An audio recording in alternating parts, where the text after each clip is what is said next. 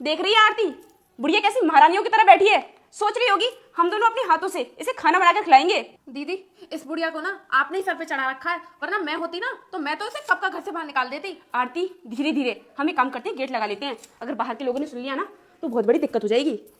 अब यहाँ पर बैठी रहेगी या हम दोनों के लिए चाय भी बना कर लेकर आएगी। जा। तुम तो दोनों मेरी बहू हो, ऐसे क्यों बोल रही हो मेरे लिए? अगर हम दोनों इस घर की बहू हैं तो इसका मतलब ये नहीं है घर का सारा काम हम करेंगे। तू क्या चाहती है? तुम महारानियों की तरह आराम से बैठी रहे और हम नौकरानियों की तरह घर का सारा काम करें। जब तेरे दोनों बेटे घर पर आ जाते हैं ना तो तू हमसे नौकरों की तरह काम करवाती है। दीदी, आपको पता है जब पिछली बार मेरे पति घर पे आए थे तो इस बुढ़िया ने ना मेरी नाक में दम कर दिया था। बहुत ऑर्डर चलाती है ये मुझ पे। अरे तू तो अभी नई नहीं आई है इस घर में, इसलिए तुझे इस बुढ़िया की करतूतों के बारे में पता नहीं है, लेकिन मैं इस बुढ़िया को बहुत अच्छे से जानती हूँ। आरती बहू बेटा, आज मैं बहुत थक गई हूँ, मेरे पैर दबा देना। ले सुन ले, क्या बोल रही है ये बुढ़िया। दबा दे इसके पैर। बोलते ऐसे रही है महारानी जैसे सारा घर का काम इसी ने किया हो। बेटा मैं तुम्हारे सामने काम ही करती रहूंगी, तुम दो दो बगुआ होते साथ मेरे घर में दो दो बगुआ किस बात के लिए है मुझे बताओ। अब मेरी उम्र बेटा बहुत हो गई है, मेरे से काम धंधा नहीं होता है। आज इसके पैर दबाने की जगह सीधा गला ही दबा देते हैं। तुम बिल्कुल सही कह रही हो, हम ऐसे ही करते हैं। वैसे ही बैठे बैठे हुक्म चलाती रहती है हम पर। मेरे बेटे इस वक्त घर पर नहीं है बहू, मेरे साथ ऐसा करोगी तुम? हाँ ऐसा ही करेंगे। वैसे भी तू किसी काम की नहीं है। आरती देख क्या रही है, चल जल्दी काम खत्म करते हैं।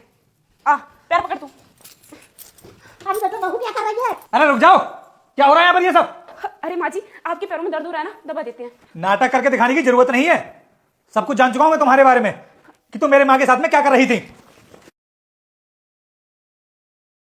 अरे हम माँ जी के साथ में क्या करेंगे, वो माँ के पैरों में बहुत तेज दर्द हो रहा था तो हम दोनों दबा रहे थे। वो तो मुझे अच्छे से पता है कि तुम मेरी माँ के पैर दबा रही थी या मेरी माँ का गला दबा रही थी। मेरी माँ को जान से मारना चाहती हो ना तुम दोनों।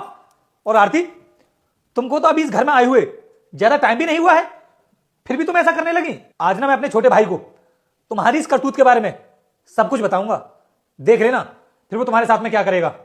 तुमसे तो मैं ज्यादा कुछ कह नहीं सकता, कहूंगा तो मैं इससे, क्योंकि ये मेरी वाइफ है और इसने मेरी मां के साथ में क्या किया है वो मैं बर्दाश्त नहीं कर सकता। अरे क्या बिगाड़ा मेरी मां ने तुम्हारा जो तुम इसके साथ में ऐसा कर रही थी?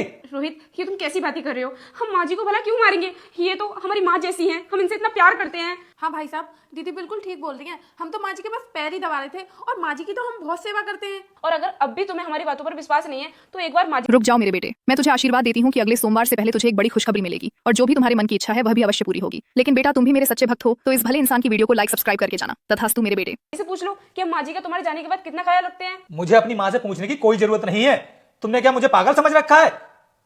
जब तुम मेरी मां से इस तरह की उल्टी सीधी बातें कर रही थी ना, इनको मारने की कोशिश कर रही थी और तुम बोल रही थी कि ये बुढ़िया नौकरानियों की तरह हमसे काम करवाती है, उस टाइम पर मैं गेट के बाहर खड़ा था और तुम्हारी सारी बातें सुन रहा था। और हाँ आरती, तुम क्या बोल रही थी कि जब से